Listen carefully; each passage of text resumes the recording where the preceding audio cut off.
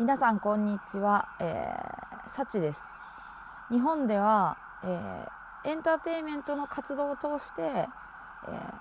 アヤワスカで行われるようなこの自分を深く見つめられるようなそういう場所を、作り上げています。アルカナ、アヤワスカというより私としてはアルカナとの出会いが、2年前で、1回目の、体験を、クスコのペルーのクスコでさせてもらって、2回目以降、このアマゾンの、アルカナに3度足を運んでいます。ここの本当に素晴らしさを伝えたいとか、アヤワスカも素晴らしいんですが、アルカナが私は本当に素晴らしいと思っていて、やっぱりどこでどういう思いの人のもとで、このアヤワスカと関わるかっていうのがとても私は重要な気がしています。で、運よく、すごくこの愛ある、儀式の場所に私はたどり着くことができたので、おかげさまでこの2年1度目の、セレモニーを受けてからものすごく自分の中に大きな変容が、もたらされています。新しい発見、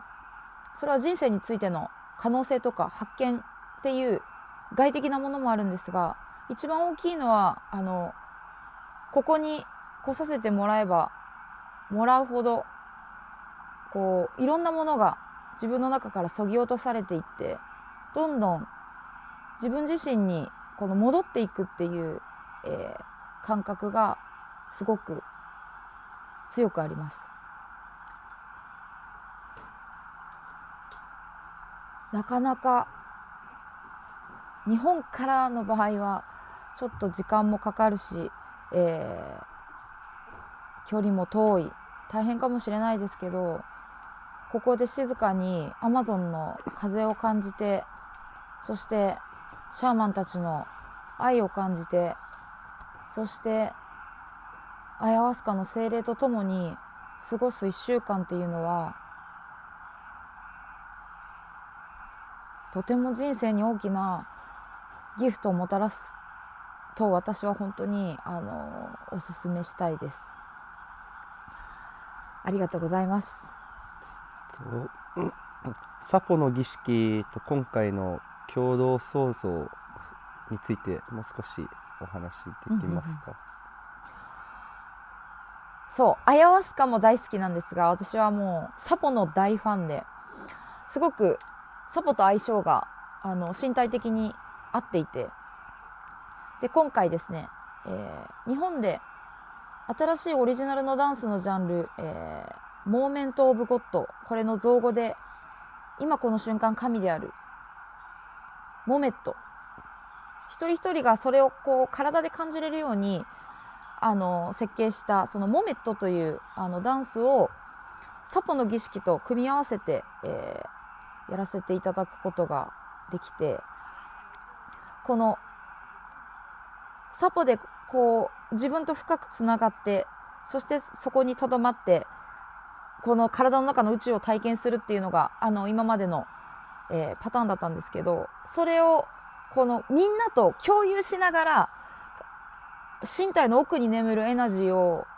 交換するっていう体験は未だかつて自分も体験したことがない感覚で、すごいサポの儀式、私も来るたびに受けてますが、これはすごいって昨日感じたんですが、オーナーのホセもアルカナのサポの儀式の中で昨日の夜が一番だったっていう言葉を言っていたのを聞いて、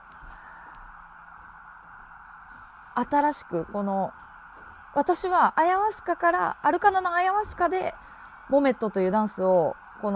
インスピレーションを受け取って生み出し日本に広げました。でそれをまたここに持って帰ってきて、そしてホセたちと共に新しいまた何かを生み出せたことがすごい感動でエキサイティングで、今回の体験の中でも結構私の中の